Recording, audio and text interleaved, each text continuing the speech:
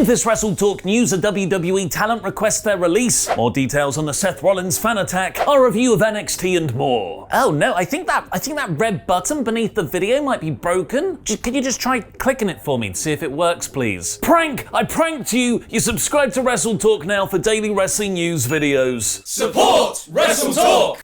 WWE have fired 80 wrestlers this year alone, along with hundreds more backstage and corporate staff, with mass release events unfortunately now more common than monthly pay-per-views, all while the company is posting its biggest profits ever. So it's actually quite nice to see someone break up with them for a change. Scott Taylor, better known as Too Cool's Scotty Too Hotty from the Attitude Era, wrestled for WWE from 1997 to 2007, and then later rejoined the company as a coach for NXT in September 2016. But now Mr. Hottie has posted on Facebook. Today, I have asked for my release from World Wrestling Entertainment. 30 years ago, I stepped into a WWE ring for the very first time. I have lived my dream 100 times over. Some of my most special memories will always be from the last 5 years working with NXT. The black and gold brand was something special, and I am proud to have been a small part of that. I always promised myself that I would never be part of something solely for the paycheck, and that was where I was at. I told myself that I would walk away if I ever got to that point, so that is what I have chosen to do. Coaching and producing the stars of NXT will always be a highlight of my life. I love you all more than you will ever know. Praying hands emoji. Along with an arty picture of his colorized sunglasses in a black and white performance center. Reading between the lines here, Scotty no longer feels like working at NXT aligns with his own wrestling values. As he states, he's just there solely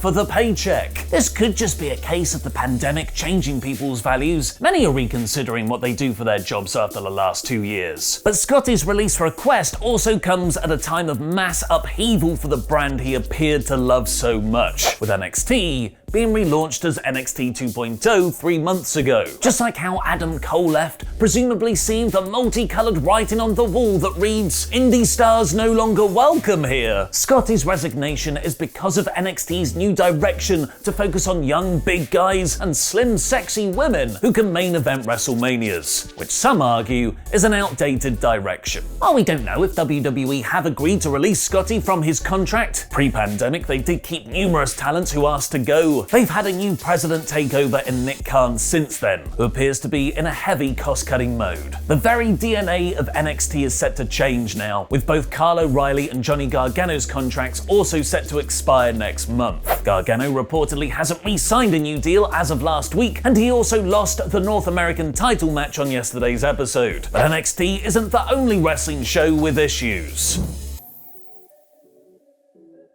On this week's episode of Raw, as he made his way up the ramp after beating Finn Balor, Seth Rollins was tackled to the ground by a fan that had somehow made their way onto the stage. The broadcast quickly cut away, but plenty of people captured the scene on their phones, showing Seth and the referee very professionally deal with the situation, with holding the fan in a safe manner. It's not like the good old days like Chavo Guerrero got all nostalgic over on Twitter, and wrestlers used to carry knives and guns and beat the crap out of people like this long after they were no longer a threat.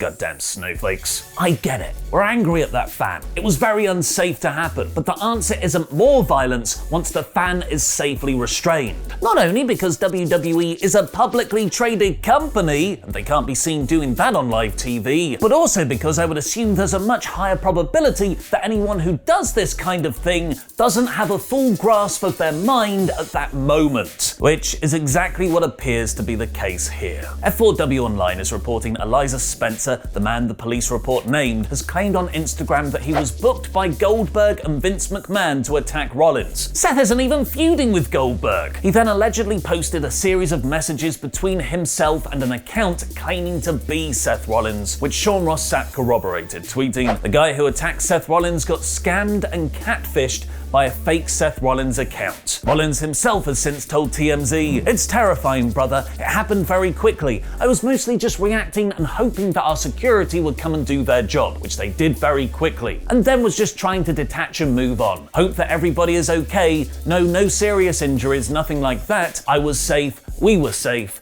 everything was okay. I must put over again how professional Seth was in that situation. And he was standing up just seconds later for the camera to get another shot of him grinning at Finn Balor. Fans getting catfished by fake WWE wrestler accounts appears to be unfortunately common. An interview has surfaced of Seth in 2019, where he spoke about accounts pretending to be him and taking advantage of fans by extorting them for Amazon gift cards and money. One woman even came to his house twice, who thought she was in a relationship with him. Alexa Bliss has also tweeted today, "For those who think they've spoken to me on a private account or Google Hangout or any other form of communication, it is not me. It is someone pretending to be me. I hate that I have to repeat this so much. This is my only account, and I only have one Instagram." Everyone be careful out there. It's QuizzleMania Day today. Go subscribe to our other wrestling channel, Parts Unknown, to watch that, which sees the return of Sean Ross Sapp. And also join WrestleTalk's Patreon, where you can take part in the fan QuizzleMania with me and Tempest that starts an hour and a half before. Patreon.com/WrestleTalk, links in the video description below. Speaking of Tempest, here's his review of last night's NXT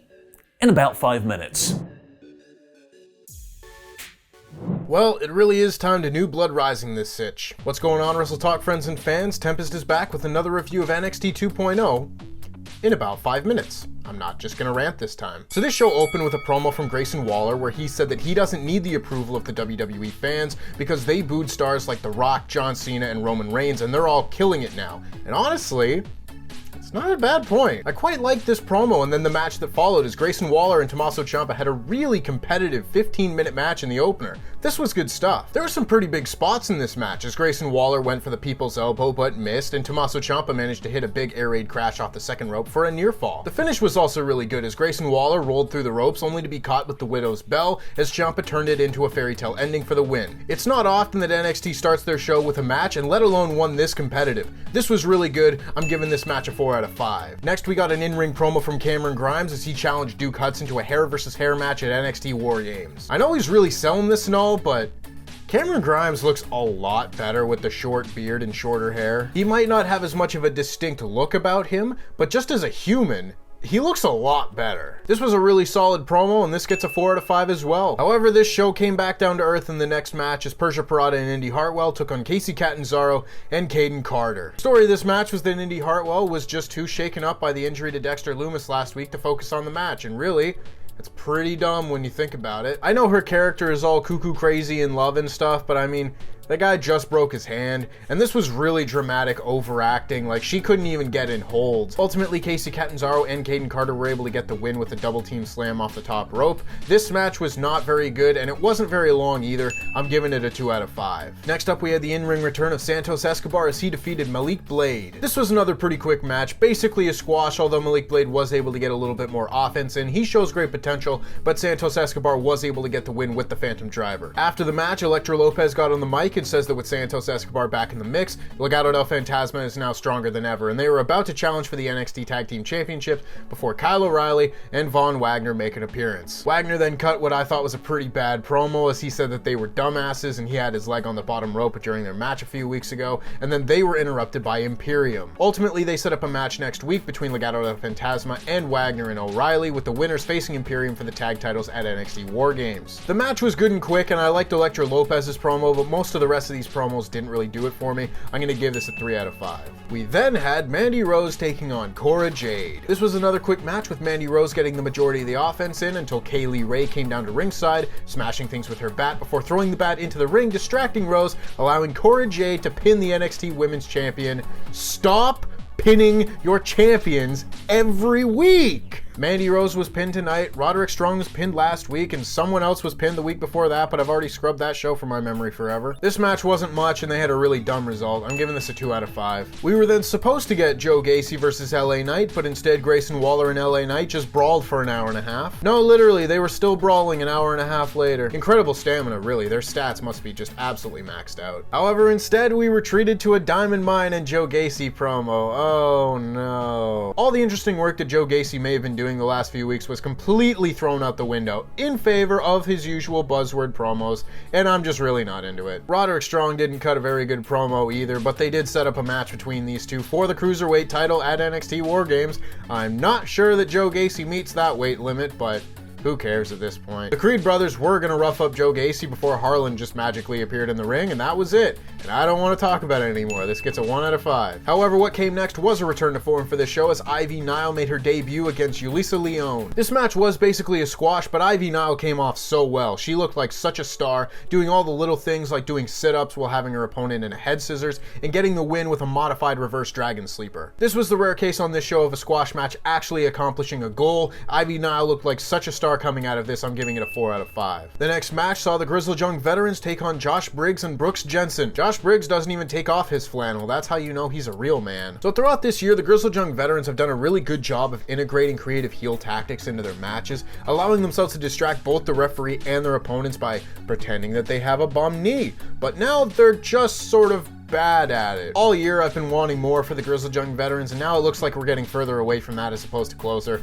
This match was fine, it just kind of depressed me. It gets a 3 out of 5. And then we got the main event NXT North American Championship Triple Threat match as Carmelo Hayes successfully defended the title against Pete Dunne and Johnny Gargano. Now this was a very strong main event, especially as we got in towards the finish as all three men started hitting their big signature moves one after the other and reversing their big moves into other people's big moves. There were a lot of big moves. However, when it seemed like Pete Dunne had the match won, Tony D'Angelo came out and pushed him into the ring steps, allowing Carmelo Hayes to hit his big top rope leg drop on Johnny Gargano for the win. This match was still really fun, but I was expecting a little bit more out of it, and that finish felt really flat. I didn't need a title change or anything, but a clean win would have been nice. But then of course mayhem breaks loose as Grayson Waller and LA Knight still were brawling an hour and a half later, made their way out to the ring, and a big 4-on-4 clash started as Braun Breaker came down to start an old school versus new school feud just in time for War Games. Isn't that handy? I will be interested to see how this men's War Games match will play out, considering that Braun Breaker, last I checked, is a babyface, and he is surrounded by heels on this new blood team. And then on the old school team, you've got Pete Dunne and LA Knight, who are still heels last I checked, competing alongside DIY, who are babyfaces. What's going on? So overall, this was a much stronger episode of NXT compared to last week. I want to wipe that last show from my mind completely. There were some really good things on this show that you should go out of your way to see, like the opening match, the main event, and Ivy Nile's debut. It was a lot of fun. I'm giving this show a 4 out of 5. Much better. And that just about wraps it up for me. If you want to hear more of my thoughts on this week's show, make sure you go over to WrestleTalk podcast later on today, where myself and Chopper Pete will be breaking down this entire episode of NXT 2.0 in complete detail. And then make sure you go over to Parts Unknown, where I will retain the QuizzleMania champion once more on QuizzleMania 42. Sorry, Sean. LIW for life.